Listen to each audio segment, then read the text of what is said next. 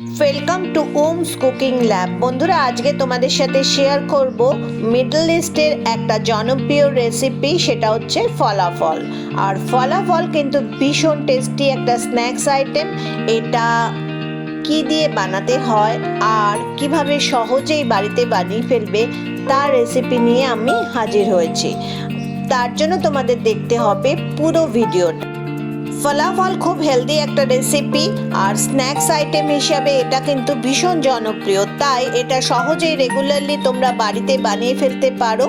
আর এটা কি দিয়ে পরিবেশন করা হয় সেটাও তোমাদের দেখাচ্ছি। এটা হামাস দিয়ে পরিবেশন করা হয়। এই হামাসের রেসিপি আমার চ্যানেলে তোমরা পাবে, ডেসক্রিপশন বক্সে লিঙ্ক দিয়ে দেবো আর উপরে আই বাটনেও দেখো এর লিঙ্ক পেয়ে যাবে।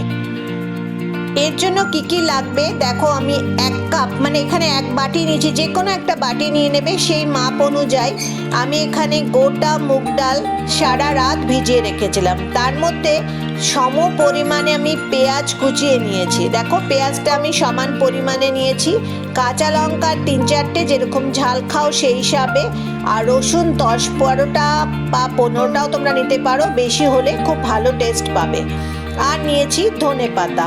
সমস্ত কিছু একসাথে মিক্সার গ্রাইন্ডারে একটা ভালো করে আধ বাটা, মানে একদম ফাইন পেস্ট করবে না, একটু আধ বাটা রাখবে আর সেরকম পেস্ট তৈরি করে নাও।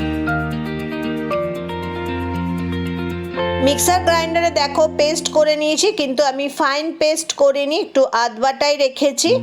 আর এটার মধ্যে কিছু গুঁড়ো মশলা মেশাচ্ছি, দেখে নাও কি কি মেশাচ্ছি। এর মধ্যে আমি জিরে গুঁড়ো, হলুদ গুঁড়ো আর শুকনো লঙ্কা গুঁড়ো আর পরিমাণ মতো নুন মিশিয়ে নিলাম। আর এটাকে খুব ভালো করে মেখে নেব। আর বাইন্ডিংয়ের জন্য আমি এখানে 1 চামচ দিয়ে দিলাম বেসন। বেশি বেসন মেশাবে না, অল্প একটু বেসন মিশিয়ে এটাকে ভালো করে মেখে নিতে হবে। তারপর দেখো আমি কি করে এটা বানাচ্ছি। এবার ভালো করে মেখে নিয়ে কড়াইতে সাদা তেল গরম করে নিয়ে ফলাফল ভেজে নাও। যেরকম সাইজ তোমাদের বা শেপ পছন্দ, গোল লম্বা, সেরকমই তোমরা ভাজতে পারো। প্রথমে হাই ফ্লেমে এগুলোকে দেবে, তারপর মিডিয়াম ফ্লেমে ভেজে নেবে। আর এগুলো ভেজে নেবে মুচমুচে করে। আর এগুলো হামাসের সঙ্গে পরিবেশন করো, দেখবে দারুণ লাগবে, অসাধারণ একটা ডেজার্ট যেটা তোমার বাড়িতে স্পেশাল হয়ে যাবে। আর এই ভিডিওটা যদি তোমাদের ভালো লেগে থাকে তবে কিন্তু একটা লাইক করে দিও, সাবস্ক্রাইব করতেও ভুলো না, আর বন্ধুদের সাথে শেয়ার করে দিও। সবাই ভালো থেকো, সুস্থ থেকো। আজ এখানেই শেষ করছি, চলো বাই।